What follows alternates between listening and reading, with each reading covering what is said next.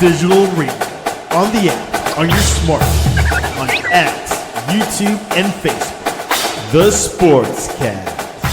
Expect the unexpected. The Donut Bag presented by The Sportscast.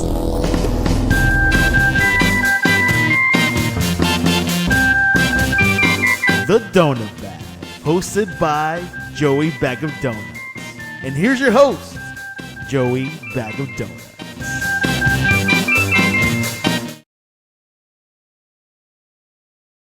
Hello, ho, ho, ho.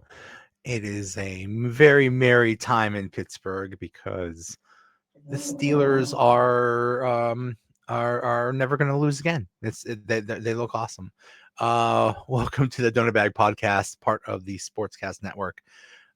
If you want to, as you can see, I am flying solo tonight. If you want to join in on the conversation, feel free, go to youtube.com/Joey Bag of Donuts VN7F, or I believe you could also reply on Twitter. And yeah, let's join in on the conversation. Steelers 28, Dolphins 15. Boy, this was just fun. It was just fun. A lot of the games in the past, like, let's say 3 or 4 years, have been painful to watch because we have lousy quarterbacks, or the team just sucks, or whatever's going on, or it's just even when they win, it wasn't very exciting. It was nerve-wracking, and you just get so angry, and it's like, why am I doing this? And games like last night are why I'm a fan. I can't speak for anyone else. It was just fun. It was just fun. It was nice to have a game that was in the bag and didn't have to worry about it, even though the Dolphins, I don't want to say try to make it a game because they just flat out gave up, but still, they sort of kept it close toward the end. So let's talk about before the game. Oh, come on. Do not do this show for 10 seconds crap. Before the game, there was a very significant development in the week before the game, and oh my God, stop disappearing, Banner. Before the game, the very significant thing is TJ Watt got taken out by his own team. I don't know what the deal with that is. What the deal with that was. Do we even know what happened? But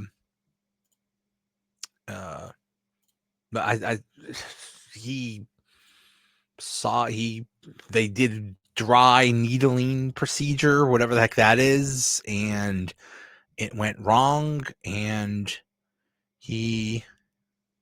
what is going on? Boy, I am all kinds of a mess with these banners. And why are we showing? Oh, I'm just gonna, you know what? Maybe we won't have banners. This is what happens. I'm just going to. So what the heck happened with that TJ Watt thing? Nobody wants to say. Nobody wants to say, but it's clearly somebody screwed up because they punctured a lung and he ended up in the hospital. What the hell was that? Well, I want answers. I mean, that's ridiculous. They almost, I mean, the Steelers record. Oh my goodness, with these banners. The Steelers record without TJ Watt before was like 1-11 or something like that. And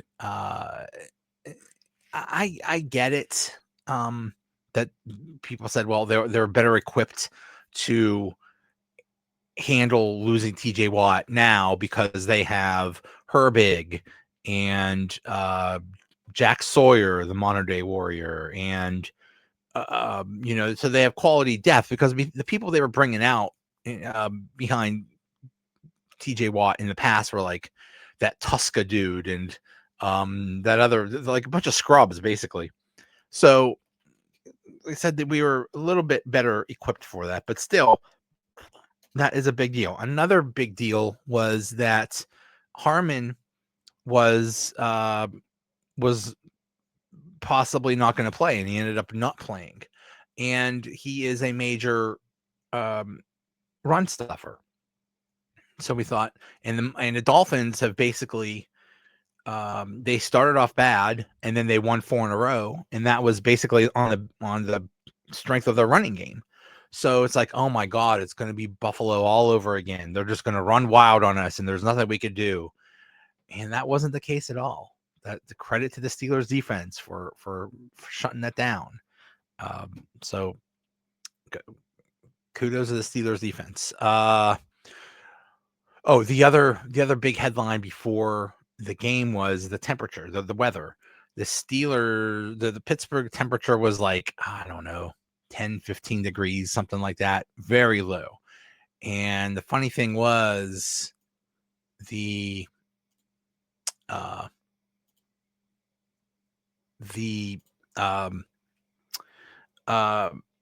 Dolphins and Tua are like 0 in a million when the temperature is below 40 degrees. Well, the temperature was way below 40 degrees. I mean, the difference between 10 and 40 degrees is huge, especially, gosh, these past couple of days it's been extremely cold, and it was, so that was going to be a factor.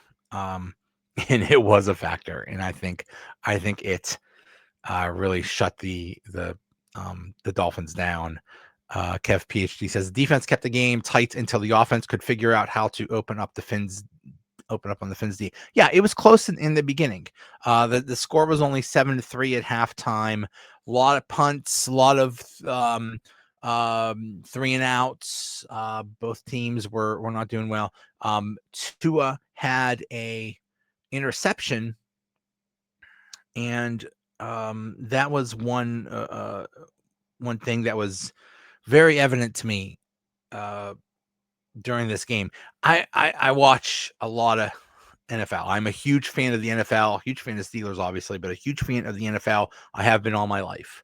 This is, as a kid, I would get graph paper around this time every year, and I would list all the teams, and I would chart their wins and losses, and I would calculate tiebreaker scenarios. I'm weird, man. I'm weird. I'm a sports weirdo. But anyway, so this is my time of year. I love this kind of stuff, and my ideal Sunday is sitting down for 10 hours and watching football, and I watch Red Zone. And so you see bits and pieces of games, and I knew that the reputation of Tua is, well, he sucks and he's overrated, and no, definitely not worth that crazy big contract he has. I think he's making like $53 million a year, some crazy thing like that.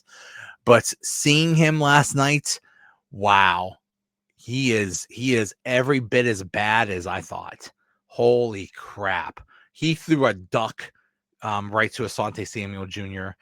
as Aaron Rodgers pointed out, he has to call him Asante Samuel Jr. because he played against Asante Samuel Sr. That's how old Aaron Rodgers is. But yeah, Tua is bad, and now they're talking about that they've been officially eliminated, that they've talked about he's going to be benched. I don't blame them. Even Mike McDaniel, who also should be fired. That guy sucks. Mike McDaniel said that play was not good enough. And the funny thing is, if you look at the if you look at the stats, Tua finished 22 of 28 with 2 touchdowns and 1 interception. And yeah, if you saw that, it's like, wow, he must have had a good game. No, he did not. All those stats he got were in garbage time. We're in basically the entire fourth quarter was garbage time because the Steelers were up 28-3. It was just, man, he is just bad. I don't know if it's all the concussions, all the injuries, but I mean, he was the first. I mean, the phrase was "tank for Tua" when he first came out of college. tank for Tua. People were actively the Dolphins were actively losing just to get him, and he's ugh. I've never been impressed by him. Like I don't get him and Bryce Young. Like what do you people see? Bryce Young is smaller than most 8-year-olds. He is a tiny dude. You can't have a tiny dude running around in the NFL. It only works a couple times. Russell Wilson and sort of kind of Kyler Murray, and that's basically it. You can't have tiny dudes running around. It's a big person's game. Quarterbacks have to have some kind of height to see over all these giants. It ain't working. That's why, by the way, I think Russell Wilson should when he retires, he should go to the Hall of Fame because he broke that mold. For him to be that small and to be that successful, that is extremely impressive. Even though it didn't, well, it sort of kind of worked out here in Pittsburgh until it didn't. But those were the things going in, and I think the weather did affect the Dolphins. I think it did. But the thing is, come on. The thing is, the Dolphins came out hitting hard, like really hard. It was surprising because you thought that the Dolphins would be a finesse team or something like that. No, they came out hitting hard.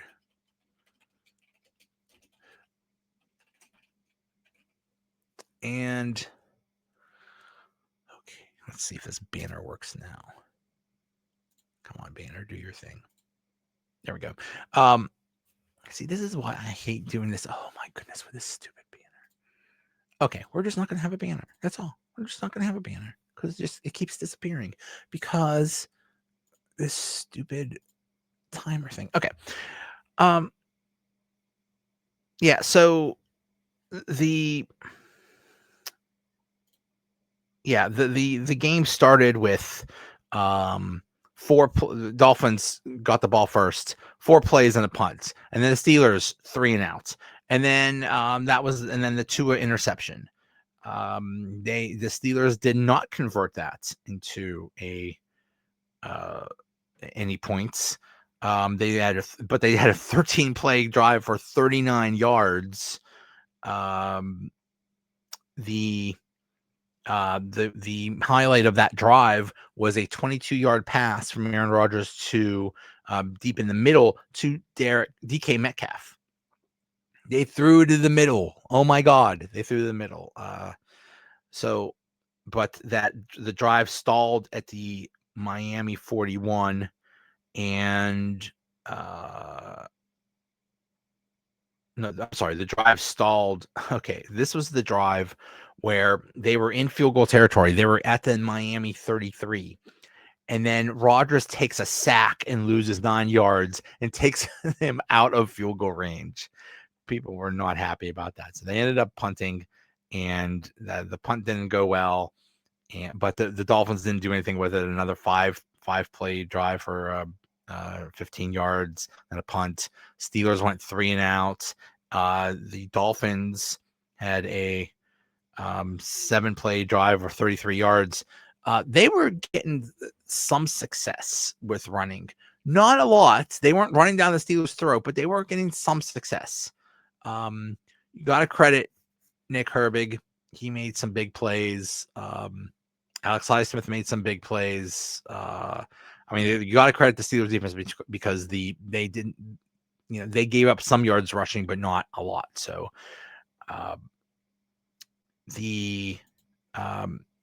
so after the field goal drive, Steelers get the ball and have a 12-play, 60-yard drive that resulted in a touchdown. The big play here was okay, so this is the drive that ended with the tush push, which I believe we're calling, because it's Pittsburgh, we're calling the Steel City shove. I like that. I've heard different things, but let's go with Steel City shove. Sure. So Connor Haywood come in. I still hate the play. I still hate the tush push, and I think it should be banned. I think it's still not football, but Steelers are getting pretty good at it, so maybe they should keep it. I don't know. We'll see. So the Steelers end the first half with a touchdown, and they get the ball back to start the second half. Now, similar thing happened in the Bills game, and then that was a complete disaster. I believe something also similar happened in the Green Bay game where they started with the ball and they just ended up in a disaster. But here they end the first half with a touchdown, and they start the second half with a touchdown, which is just huge. 6 plays, 71 yards. The big play was a Kenny Gainwell 38-yard run off the right tackle. Kenny Gainwell, what can you say about him? Like Aaron Rodgers said after the game, the dude's only making, I think he signed like a 1-year, $1 million contract or something like that. I mean, he is an absolute bargain, and he is doing so well. Poor Jaylen Warren. The dude clearly was sick. He had a flu or something like that. I know they're all playing through injuries right now, but when you're sick, sick as a dog, the last thing you want to do is go run around and play football. So kudos to him for toughing it out. But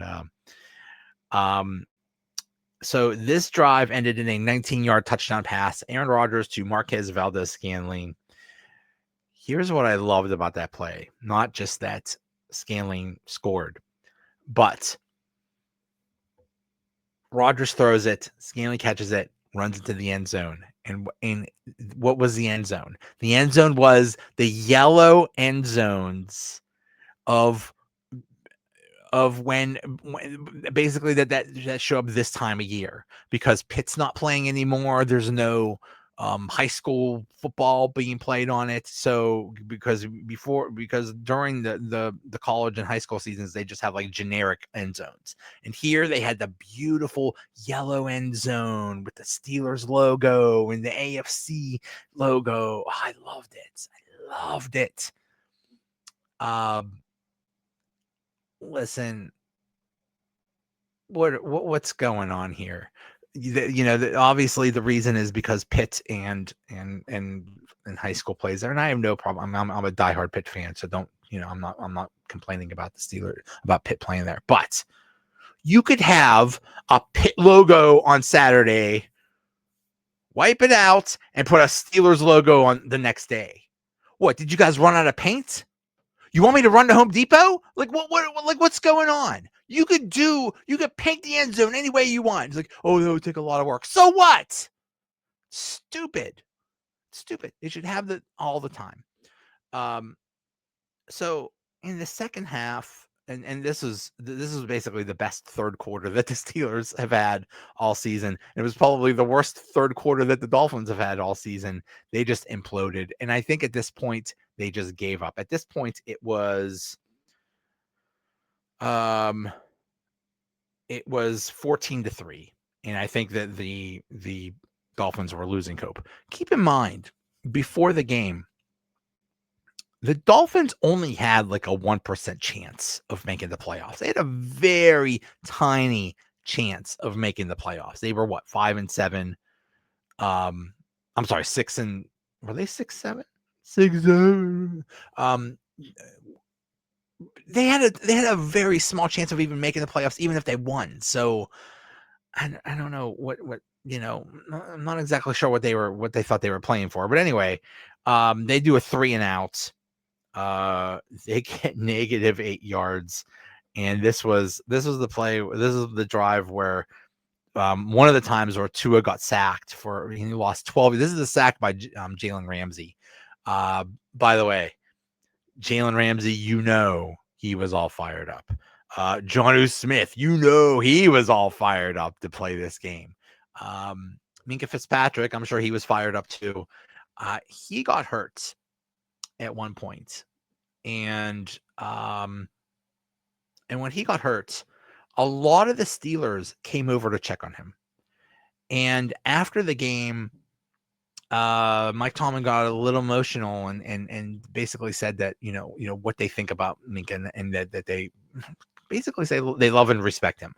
And I thought that was so nice, because you never know how these things go. You never know when somebody gets traded, what's going on, what really happened. Was it a bad breakup or amicable or what? And it seems very amicable, and it seems like a lot of his former teammates still have a great deal of respect and really like him. So Minka got hurt.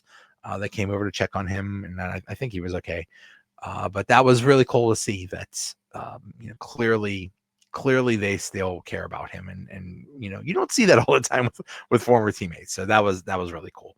The next drive is another touchdown by the Steelers. Was this the play? This was the Aaron Rodgers 28-yard pass to DK Metcalf. This was the play. This will be one of the highlights of the year for the Steelers.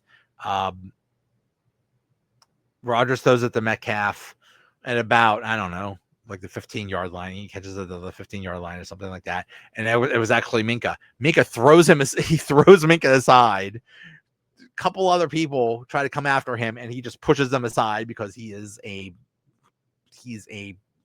hulking maniac, and he runs into the end zone. It was an incredible play. It's the reason you get someone like a DK Metcalf. He is clearly the strongest wide receiver in the league. There's trust me, nobody.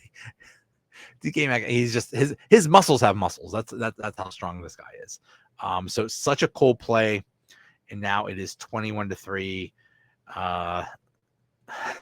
Dolphins have another 3 and outs with another sack. Tua he just sucks. Good Lord. Steelers do yet another touchdown. This was capped by the okay, so it was a 14-yard touchdown run by Jonnu Smith. And so technically, I mean, yes, Smith lined up at running back eventually, but it was basically, I guess they had 5 wides or two wide receivers, three. I don't know, but anyway, one of the tight ends became a running back and he ran it for a touchdown. So that is the Arthur Smith wet dream right there. That is his dream is to do something like that. He loves having tight ends be running backs, and running backs be wide receivers, and wide receivers be tackles. I don't know. He loves that position flexibility. He loves changing things up like that. So this is clearly an Arthur Smith thing. So now it's 28-3. And the only team that loses that would lose a 28-3 is the Atlanta Falcons in the Super Bowl against the Patriots. There was no way the Steelers were losing this. The Dolphins score touchdown, 6 plays, 65 yards, taking up 320. At this point, it was garbage time. But the weird thing is, yes, they're down 28-3. The Dolphins. They gave up.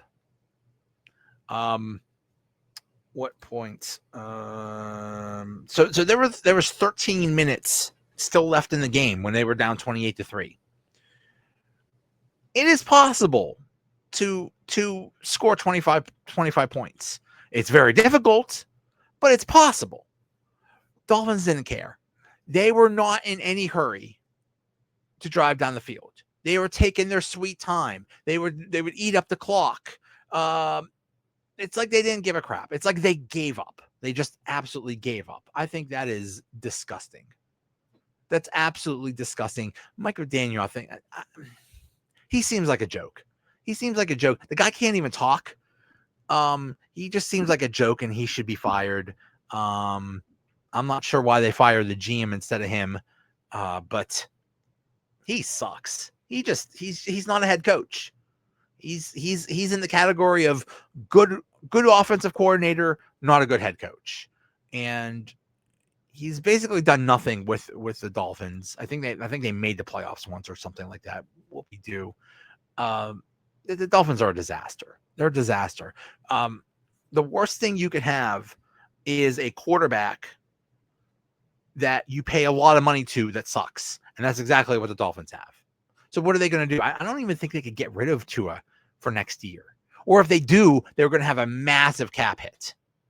Great. Just a bad situation. So they score a touchdown. They fail on the 2-point conversion. It's 28-9. Steelers go 3 and out. The Steelers at this point they're just trying to eat the clock. So they're just doing run plays. They're not even trying. Dolphins score another touchdown, 9 plays to 86 yards, 450, taking up 451. Now it's 28-15. They missed a 2-point conversion yet again. At this point, there's yeah. I mean that drive, that touchdown drive took up almost 5 minutes. Like what are you doing? Why aren't you trying to hurry? And then for some reason toward the end, they called all their timeouts and like tried to, I don't know what they were doing. It was very weird. So a very, very convincing win by the Steelers. They've won 2 in a row. Things are looking good. They're in first place in the AFC North. And it all comes down to these next 3 games. And the next game for the Steelers is at Detroit. And I don't know about you, but I think everybody assumes this is going to be a loss. Detroit they are desperate. They are absolutely desperate. Are they even in the playoff? Are they even in the playoffs right now? I don't think they are. I'm going to check right now. But they're fighting for their lives. So they have everything to play for. So it's going to be tough. Then after that, they go to the Browns. And I mean, the Browns are a joke. I know playing the Steelers is their Super Bowl, and they're a pathetic franchise that has nothing to play for, but just to be spoilers every year.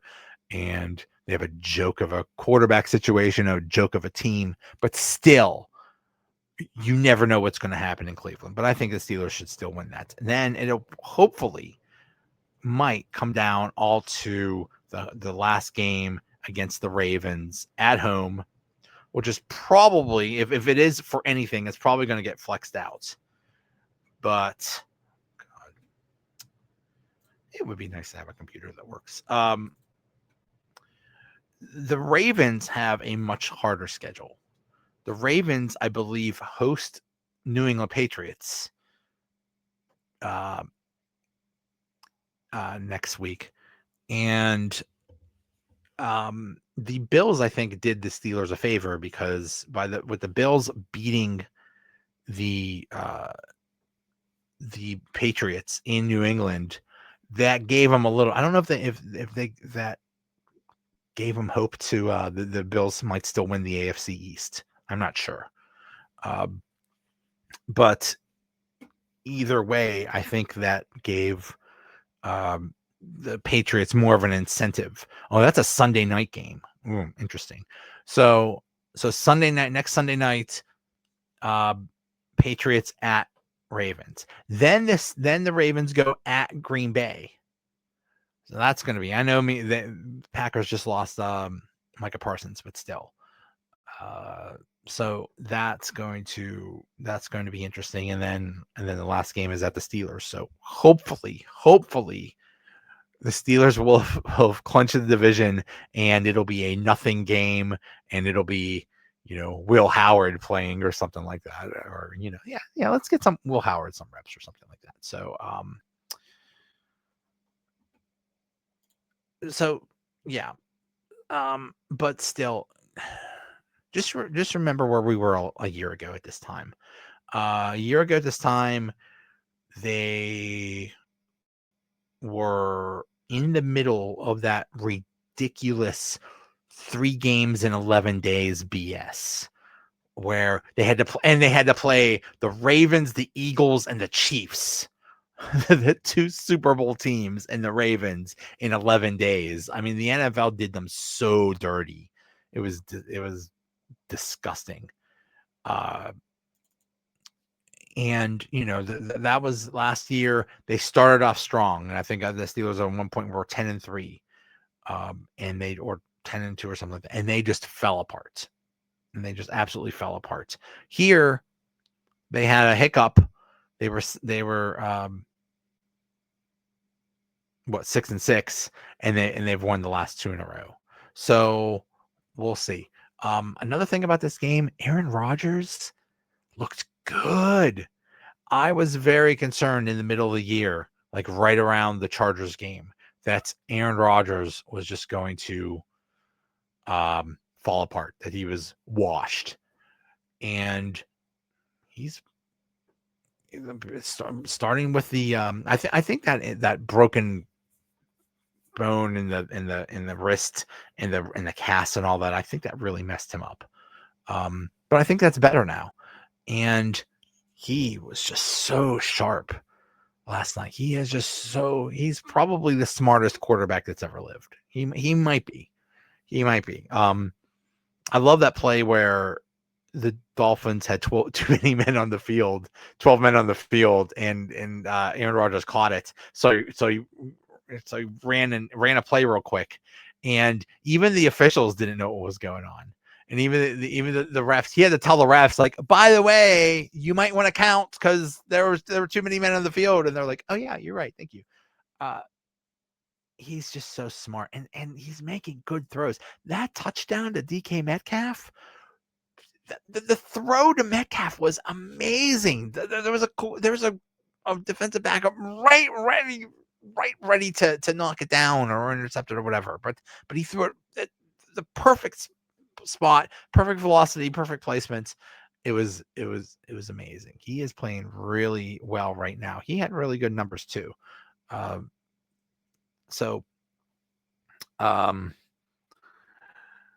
Yeah. Right now, the Steelers are the 4 seed, and the Chargers would come here. Please. Between right now, the playoff teams are the Chargers, the Bills, and the Texans. Of those 3 teams, I would want the Chargers. I want nothing to do with the Bills because I think the Bills they're a team of destiny. I think this is going to be their year because Josh Allen is basically putting the whole damn team on his back, and the Texans just look good. As of right now, the Colts and Ravens are out of it.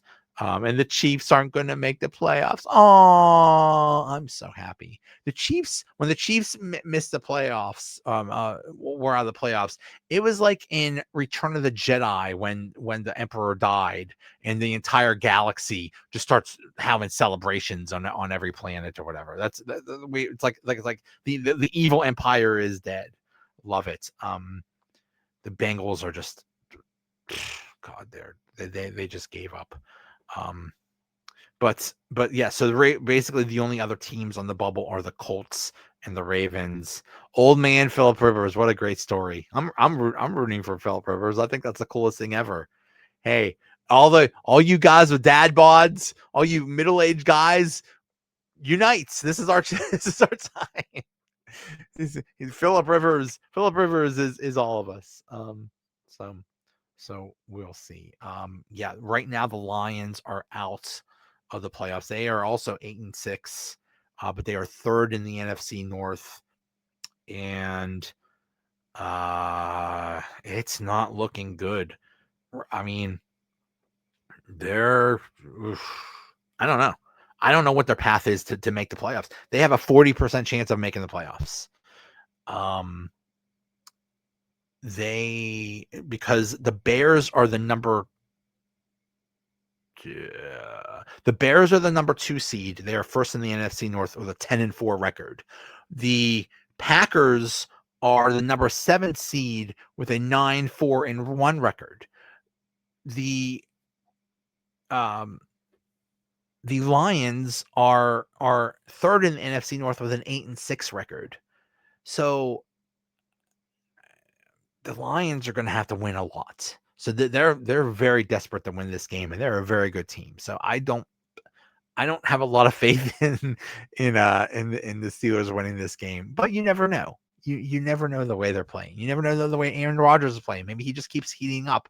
I think the addition of Marquez Valdes-Scantling and Adam Thielen has helped a lot, even though they're not putting up big numbers. Yes, Scantling did score a touchdown, but Thielen's not doing much, but he is helping in other ways. And it's just a better wide receiver group than with that bust Roman Wilson and what other schmuck did they put out there. You can't have too many small people. Calvin Austin, that's it. You're the only small person that's allowed to be wide receiver. That's it. You need some size there. So maybe they have some wide receivers on. We'll see. All right, that's it. Thanks for watching, and let's celebrate. This is awesome. I'm actually happy. This is supposed to be fun. So I'm glad we actually had a game that was fun. And that's nice. So yeah, we'll see. All right. Thanks. Bye.